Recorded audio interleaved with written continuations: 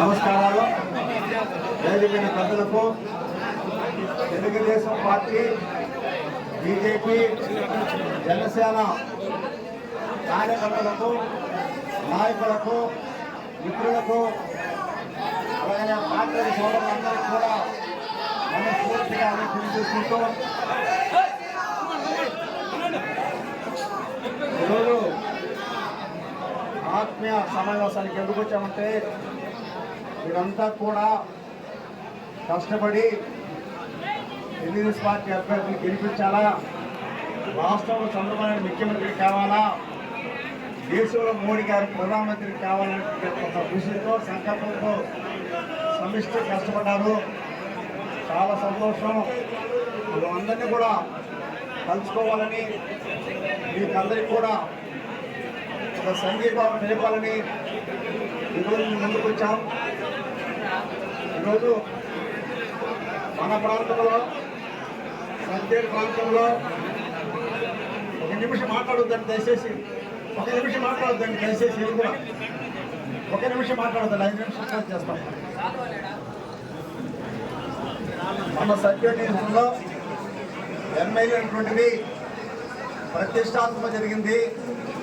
రాష్ట్రంలో ఒక ఎత్తు అయితే మన నియంత్రణ ఒక ఎత్తుగా జరిగింది.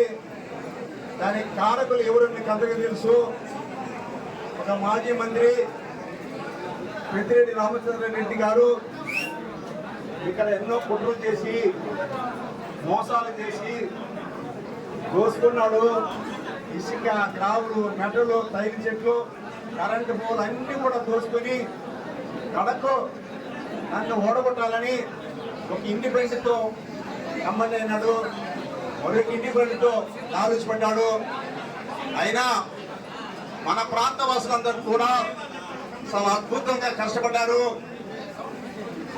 ఎటువంటి పరిస్థితుల్లో కూడా ఇక్కడ తెలుగుదేశం పార్టీ అభ్యర్థి ఓడకూడదనే ఆలోచనతో మన ప్రియతమ నేత చంద్రబాబు నాయుడు గారు సాక్షాత్ సత్యానికి వచ్చి, నేను టికెట్ ఇచ్చాను, ఆదివాళ్ళని గెలిపించే బాధ్యత మీరు తీసుకోండి, ఈ సత్యాడు ప్రాంతాన్ని అభివృద్ధి నేను చేస్తానని చెప్పి అందరూ సమక్షంలో చెప్పడం మీరందరూ గమనించారు.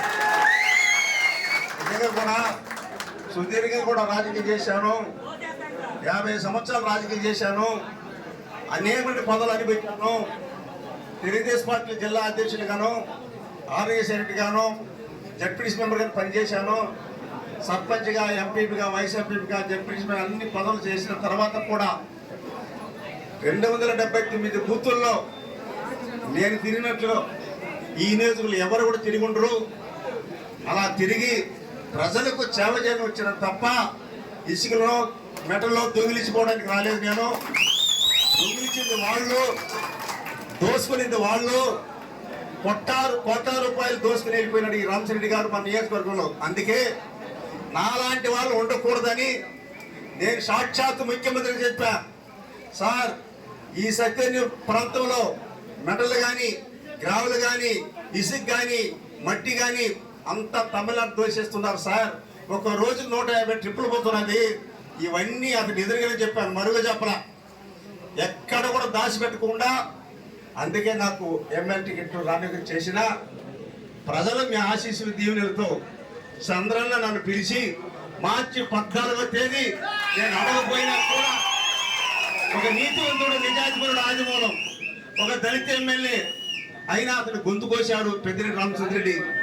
అతను ఒక న్యాయం, ఒక దళిత ఎమ్మెల్యే అయినటువంటి ఆదిమూలం ఒక న్యాయం అని చెప్పి నన్ను అనేక సభలో, రాజమండ్రి సభలో, గుంటూరు సభలో, కారెంటర్ సభలో, గూడూరు సభలో అన్ని ప్రాంతాలకు కూడా ఒక దళితుడికి మోసం చేశాడు ఈ జగన్మోహన్ రెడ్డి, ఈ రామచంద్ర రెడ్డి చెప్పి ఏమన్నారేమో పాపం. నా పైన ప్రేమతో, విశ్వాసంతో, అభిమానంతో నాకు డైరెక్ట్గా మార్చి 14వ తేదీ వారు పార్టీ చేరకపోయినా అభిమానంతో ఇలాంటి మనిషి, నీతివంతుడు, నిజాధిపరుడైనటువంటి దళితుడికి న్యాయం చేయాలన్న సంకల్పంతో నాకు డైరెక్ట్గా సీట్ అనౌన్స్ చేశాడు. మీకు అందరికీ తెలిసిన విషయమే. అయినా ఒక సుదీర్ఘ 50 సంవత్సరాలు రాజకీయం చేసినవాడిని. కానీ మన ప్రాంతంలో ఈ పెద్దిరెడ్డి 170 నియోజకవర్గంలో వైఎస్ఆర్ కాంగ్రెస్ పార్టీ టీడీపీ కొట్టాడుకున్నాం. ఇక్కడ ఈ నియోజకవర్గంలో ఒక ఆయన 2014 అంత కండక్ట్ చేసి ఓడిపోయినాడు 2019లో. మళ్ళా అతను తీసుకుపోయి మిథున్ రెడ్డి అతను డబ్బు ఇచ్చి ఇక్కడ ఇండిపెండెంట్ కండక్ట్ చేశాడు. ఇంకొక అతను వచ్చి చెరుకైనా విశాఖపట్నం అంటే అతను మన ఊరు కూడా పాపం అతను మంచివాడు. మన ఇద్దరు చూడడం వల్ల చెరుకు వాడికి విశాఖపట్నం ఉండే బిడ్డకి నేనేమన్నానంటే ఈ ఊరు బిడ్డకి ఇవ్వండి, ఏ పార్టీ అయినా కూడా. కానీ 7 మండలం ఉన్నటువంటి దళితులకి ఎవరికైనా ఇవ్వండి, ఏ పార్టీ అయినా కూడా. కానీ ఎప్పుడో పుట్టినటువంటి బిడ్డని తీసుకొచ్చి రామచంద్ర రెడ్డి, కర్నూలులో పుట్టినటువంటి అనంతపురంలో పుట్టిన తీసుకొచ్చి ఇక్కడ దోసుకోవాలని ప్రభుత్వం అలా వస్తుంది, జగన్ ప్రభుత్వం వస్తుంది, మనం ఇక్కడ ఉండే ఖనిజాలంతా తోసుకుని పోతాము, ఇక్కడ ఉన్న ఫ్యాక్టరీలంతా కూడా మనం స్వాధీనం చేసుకుంటున్న ఆలోచనతో పెట్టాడు. అయినా నీతి నిజాయితీకి ధర్మానికి గెలుస్తుంది ఇక్కడ ఈ సత్యుడు ప్రాంతంలో అని చెప్పి ఆ రోజు చెప్పాను, ఈ రోజు చెప్తున్నాను. ఎటువంటి పరిస్థితులు కూడా మనం ఓడకూడదు. రాత్రిగా పగలడానికి అంత కష్టపడ్డారు. మనకిచ్చినట్టు 45 రోజుల్లో ఎన్నో ఇబ్బందులు పెట్టినా డబ్బులు ఇచ్చాడు, కొన్నాడు, మనుషుల్ని ఏజెంట్లు కొన్నాడు, వేలాది మందు సప్లై చేశాడు. ఒక రకంగా చేయలే. అంటే మీకు ఎందుకు చెప్తున్నానంటే పక్క నియోజకవర్గం ఉంది, ఎక్కడ కూడా తలచోత్సవం నామినేషన్ వచ్చాడు ఒక మంత్రిగా, మళ్ళా మీటింగ్ పెట్టాడు, మళ్ళా వచ్చాడు.